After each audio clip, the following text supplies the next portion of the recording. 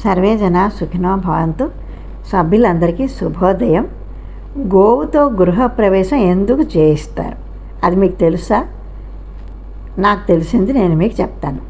జీవితంలో సొంత ఇల్లు కట్టుకోవాలనే కోరిక ప్రతి ఒక్కరికి ఉంటుంది.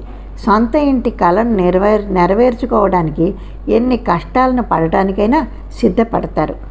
సొంత ఊరు అని చెప్పుకోవాలంటే సొంత ఇల్లు ఉండాలని భావించారు. లేదంటే ఆ ఊరికి తాము పరాయి వాళ్ళం అనే భావన కలుగుతుంది. అందుకే ప్రతి ఒక్కరూ సొంత ఇల్లు ఉండాలని అంత ప్రాధాన్యత ఇస్తూ ఉంటారు. ఇల్లు కట్టుకున్నాక బంధువుల్ని పిలిచి గృహప్రవేశం చేస్తారు. ఆ సమయంలో కొత్త ఇంటిలోకి ముందుగా గోమాతను తీసుకువెళ్ళి మొత్తం ఇల్లంతా తిప్పుతారు. ఆ తర్వాతే ఇంటి యజమాని కుటుంబ సభ్యులు ఇంటిలోకి వెళ్తారు. ఈ ఆచారం అనాదిగా వస్తున్నది.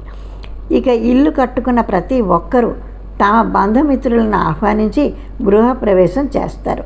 గృహప్రవేశానికి ముందు ఆ కొత్త ఇంట్లో గోమాతను తిప్పటం మన ఆచారంగా వస్తోంది.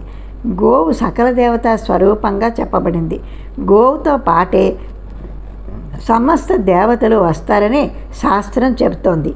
ఈ విధంగా నూతన గృహంలోకి గోవును ప్రవేశపెట్టడాన్ని శుభసూచకంగా విశ్వసిస్తూ ఉంటారు. నూతన గృహంలో గోవు మూత్రం పేడ వేసినప్పుడు మరింత శుభకరంగా ఉంటుంది.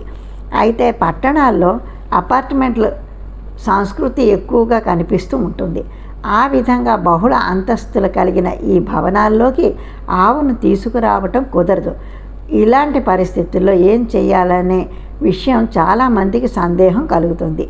లక్షలు ఖర్చు పెట్టిన ఆవు అడుగు పెట్టకుండా అయిందే అని అసంతృప్తి కలుగుతూ ఉంటుంది. అయితే శాస్త్రం చాలా స్పష్టమైన సమాధానం చెప్తుంది. బహుళ అంతస్తుల్లో గృహప్రవేశం చేసేవారు ఆ భవనం ప్రాంగణంలో ఆవు దూడలను అలంకరించి పూజించాలి. ఆవు దూడలకు అవసరమైన ఆహారాన్ని సమర్పించడమే కాకుండా వాటి యజమానులను దక్షిణ తాంబూలాలతో సంతృప్తిపరచాలి. గోవు పేడ మూత్రాన్ని తమ నివాస స్థలంలో చిలకరించవలసి ఉంటుంది. ఈ విధంగా చేయడం వలన ఆవును నేరుగా ఇంట్లో తిప్పిన ఫలితం లభిస్తుంది.